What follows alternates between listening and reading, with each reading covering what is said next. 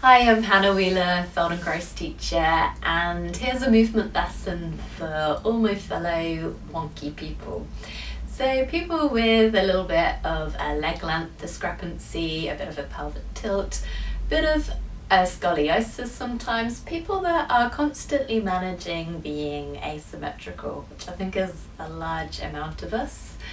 And it's not to say you can't be a fantastic mover. Some of the best dancers and sports people I've worked with have been quite asymmetrical on the two sides, but you have to manage it. It makes life maybe a little bit more complicated. So please come have a lie down on your back and just let yourself settle into the ground. And just notice, how do you sense the length of your two sides? So can you feel the distance from your right heel up to your right shoulder? And then from the top of your left shoulder to your left heel. And then can you feel the distance from your right hip to your right armpit? And then from your left hip to your left armpit. Again, just feel, do those two sides feel the same to you, or do they feel different in the way you perceive yourself?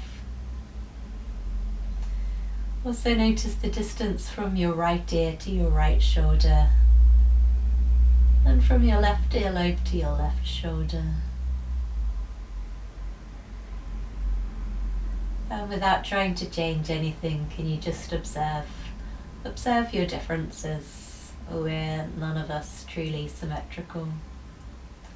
So please bend your knees, have your feet standing, and could you make a loop with your arms as though you were hugging a big beach ball? You can join a couple of your fingertips together if that helps you. Then could you roll this kind of hoop that you're making with your arms a little bit to the right and just back to the middle, just that a few times.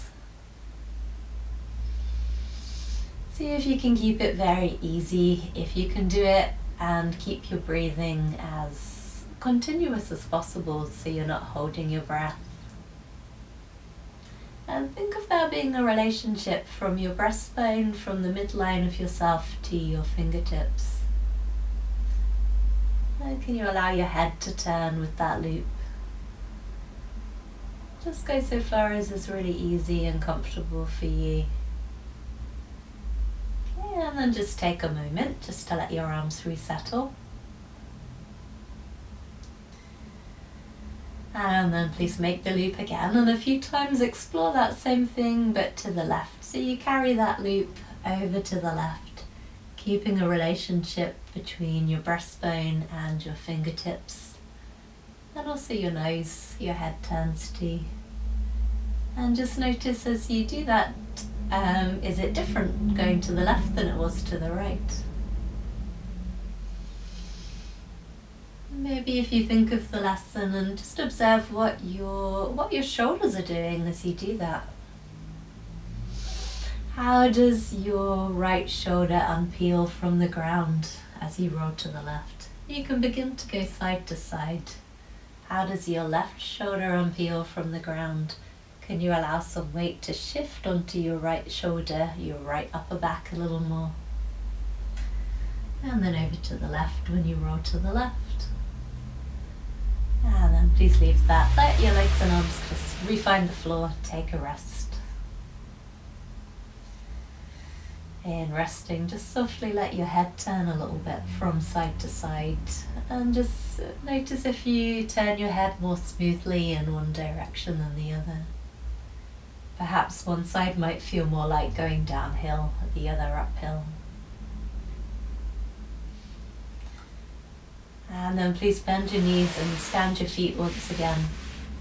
And this time, could you play with allowing your knees to tilt from side to side, so you go a little bit over to one side, and then a little bit over to the other side.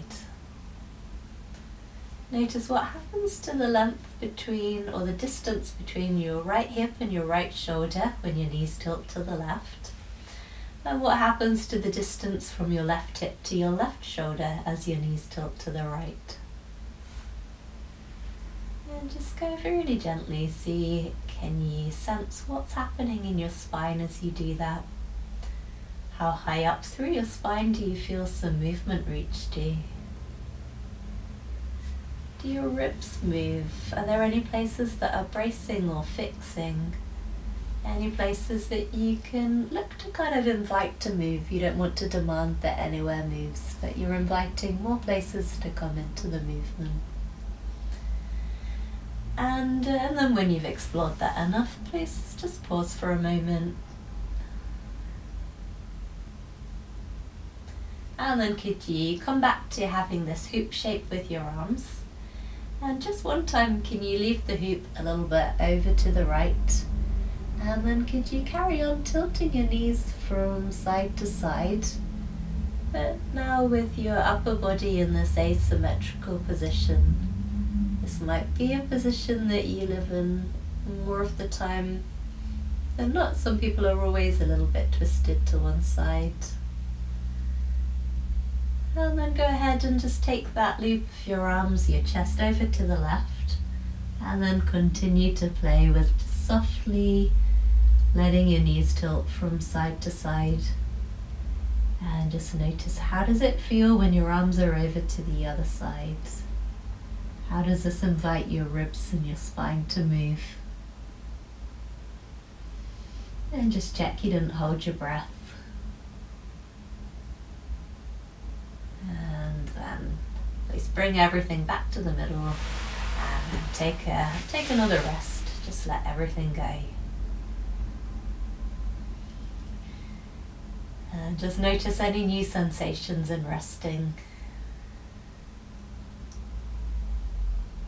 Notice if your breath has slowed down or got just a little deeper.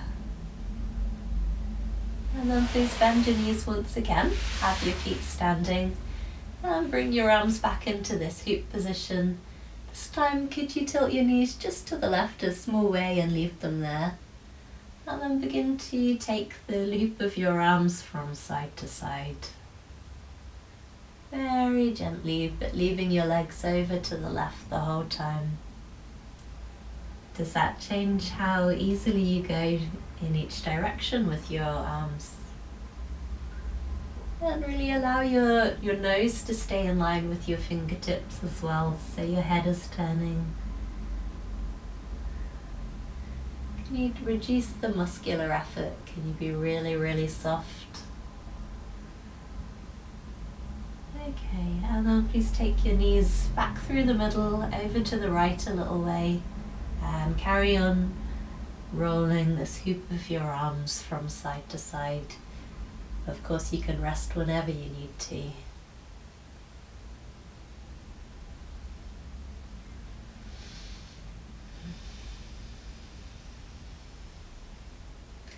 And if you haven't already, please take a pause. And just notice what's happened with the length of your two sides from each hip to your armpits. Has anything in that released or lessened a little bit? I think when you're working with a body that has a scoliosis or a leg length discrepancy that kind of creates that effect, you're not going to get rid of it, but you can make it more manageable. You can unexaggerate it to some degree by helping the muscles that are holding and protecting that pattern even more to start to let go and to find some release there. So please bend your knees one last time. Come back to having your arms in that hoop shape, and can you move both together now from side to side? You just allow yourself to roll a bit onto your right side and then onto your left a little way, and just enjoy that weight shift on your back. Can you allow that to happen?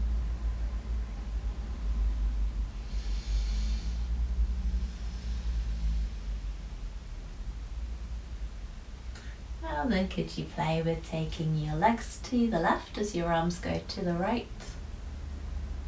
and then your legs to the right as your arms go to the left.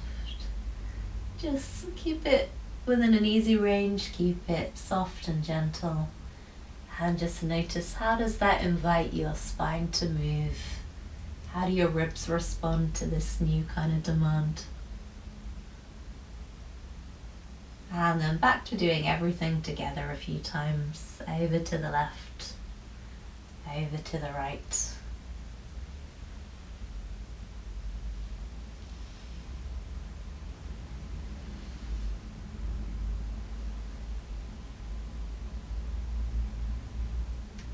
And then please let that go. Take a rest.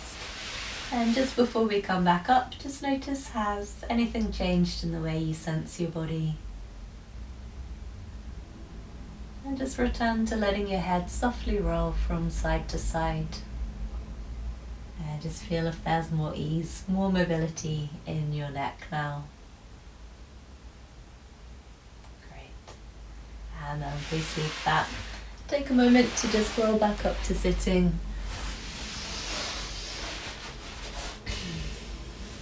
And then when you're ready, have a stand up, take a walk around and see how that feels in your body.